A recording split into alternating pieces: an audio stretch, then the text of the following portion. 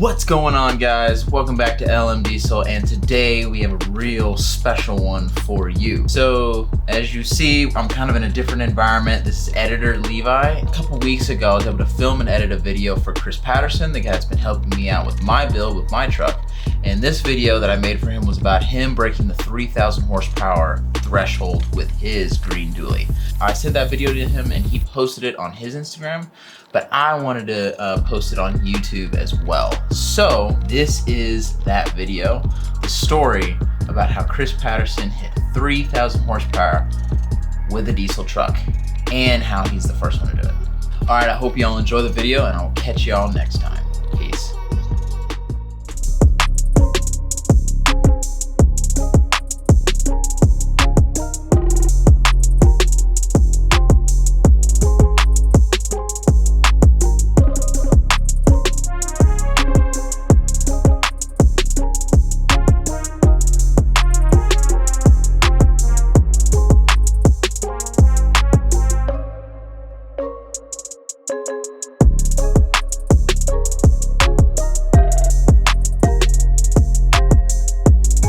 So this is the dually, 07 59 Laramie, nice truck, wholesale truck.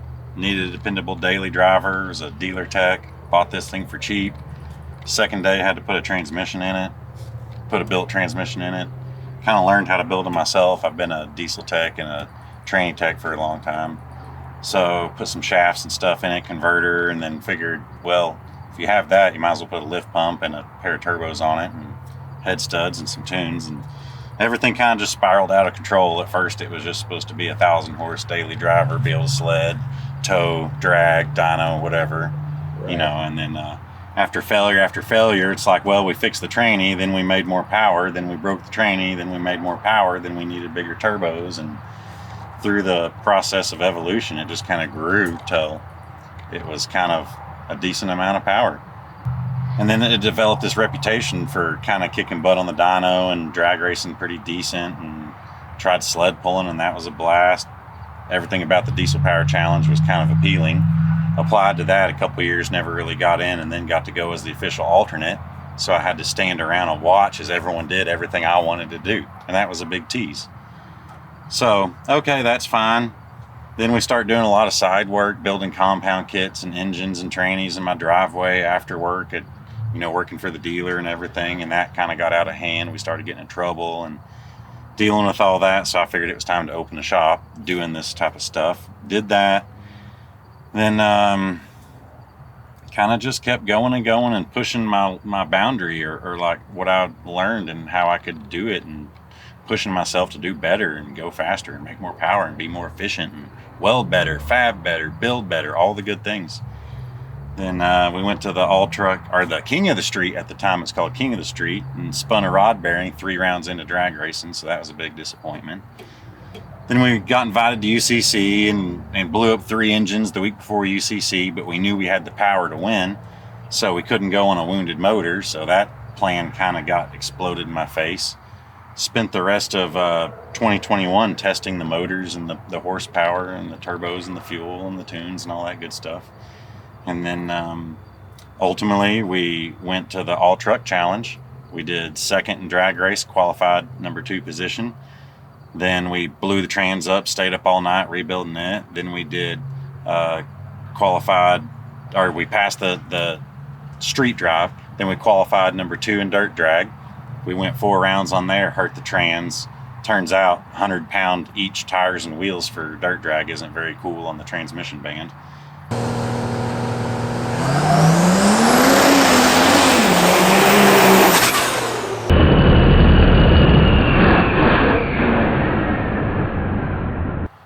Always able to repair it, get it back together. Shout out to guys that have helped us, like Power Driven. We probably had over 10 gallons of fluid, a pump, a steel, 2 filters, a gasket kit. They really took care of us on the parts. I wasn't planning on going through a pump. I didn't bring a pump.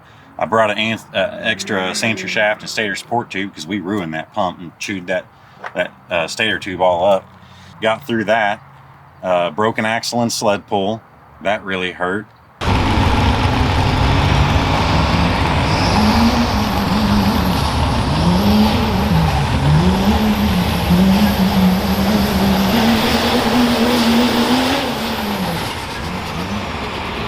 Yep. But we did the second pull in 3-wheel drive and still did 287 feet at 13 miles an hour without the right rear turning.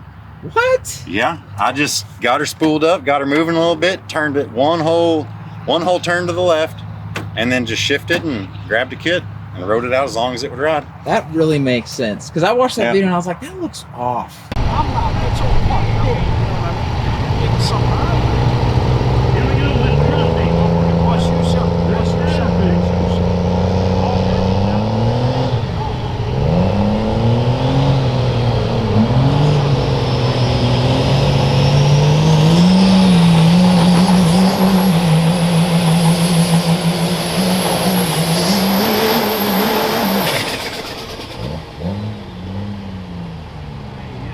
Everyone thinks we broke the front axle or we broke the steering, whatever. No, it was the right rear axle. It just stripped it clean off the shaft. That's insane. Yeah, you did that pull with one rear tire? One rear set of duals working, yeah. Wow. You can look at the video. There's a few videos from the passenger side, and it ain't throwing dirt. All three others are throwing dirt, but that one side That ain't. one's not. That's crazy. I was just riding her out completely sideways. Man, talk about jaywalking. Golly. Or crab walking. Yeah. Dude, that's... It was good. I had no choice. If I would have not done that, I would have drawn a 0 in the second heat. Yeah. And it would have been 9th position or something. Yeah, it would have killed it. Couldn't do that, yeah. So I'm sitting there after tugging it, the second heat, I tugged it and then immediately fishtailed and I got all sorts of crooked. And I knew I had to reset. If I didn't make it past 75 feet, I could reset. Yeah.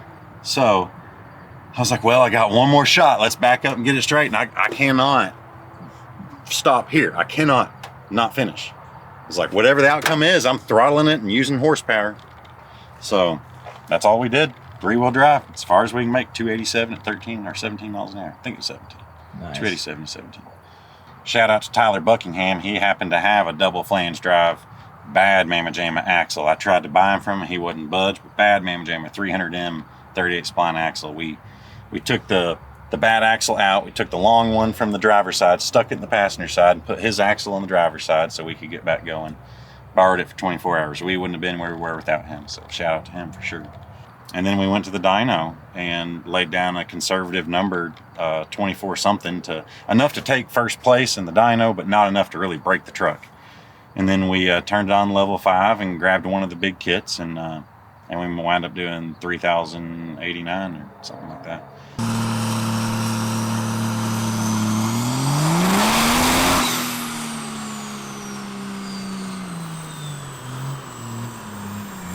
It felt the same as everything else, just louder and faster. The more power you make, the quicker it pulls through the load. The 3,000 horse pull was 1.12 seconds. The 2,500 horsepower pull was 1.4 seconds. So you can hear it and you can tell when you make more. So it wasn't anything new and like crazy. It kind of just, I brought it up, I spooled it up, I had the spool jet, I had her just right. I know how to drive the truck. I've dynoed a lot. And so I have it going just right. And I told him, you ready? He hopped up there and I smacked it. And it just kind of right through it. Just, clean, revved up, jumped up about 4 inches and let down. I was happy to hear that it let back down and things were good. And then immediately called my wife and started bawling my face out because it was finally a ceiling that we had broke through. It's been 5 years of pushing and pushing and pushing and pushing. And we finally did something spectacular. Not only did we place second in the all truck challenge and finish the event despite 3 separate transmission failures and being the underdog and being heavy than most other people and not getting off the line as quick. I chose to race on 6 radials. I chose to drag on 6 dirt tires. I chose to drive on 6 radials. There are so many more competitive advantages I could have taken to do better, but we chose not to. But as far as like how it felt and how it pulled, it just revved and blew and just boom, right through it like nothing. That part was kind of to be expected. We've made that almost that power before. So it wasn't anything real new to us, but the feeling of finally getting something noteworthy, that's what did it for me. That was the before and after. That was the emotion. As far as parts, we have a Hamilton wet comp high test block that we filled. We have a D&J stage 3 head, billet cam, D&J rod, Of course, fluid dampener, 12-bolt flex plate, Beans diesel 14 millimeter girdle,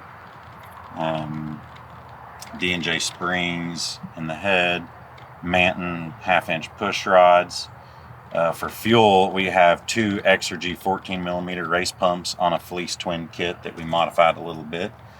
And then for air, we have VS Racing double ball bearing 480/96 T6 115 on a BD 3-piece T6.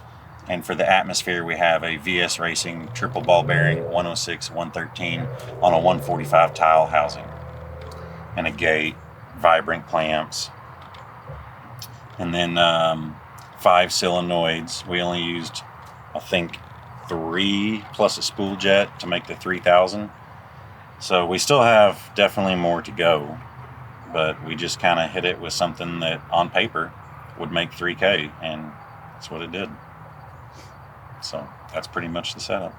Oh, and Flux 408% comp hybrids. I forgot the injectors. As far as the combination it has now, this combination we've been working on for about a year solid, of just every weekend testing, improving, just pull it apart, look at it, figure out what happened, fix it, put it back together, take notes, take measurements, and just go smack it again.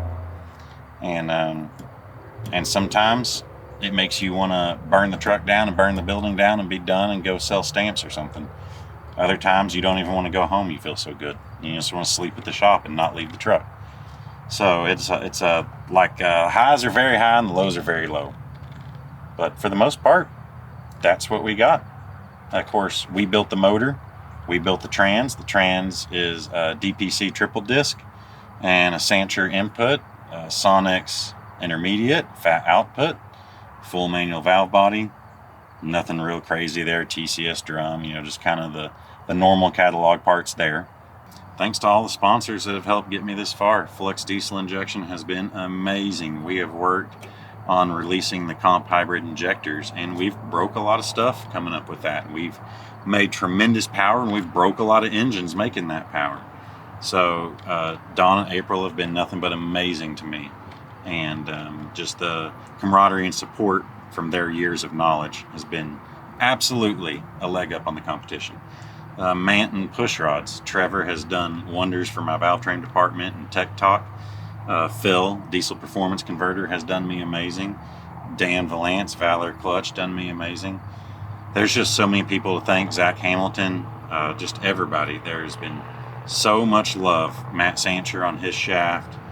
Justin Flatford built me a flat out diesel. He built me a manual valve body years ago that we banged for a long time, and it just put out and it worked. Yukon race team, the BD race team, all of it. It's just been really good. Of course, I would love to shout out the guys behind the keyboard, but we just cannot do that this day and age. So it has been nothing but lessons and failures and successes. And as long as you always push forward and you try your best every day, you'll make it. There's only so much time in this world. You can't waste it getting negative and getting behind and paying attention to the hate. You just got to push, push, push. And that's all we know how to do is push. So it was the hardest thing we've ever done. It was the most fun we've ever had. It was the most success we've ever had. It was the best camaraderie we've ever had. It was the best event we've ever partaken in, period. Dude. And I very much look forward to next year, because I'm coming for number 1. Josh. He's coming for you, Josh. Yep.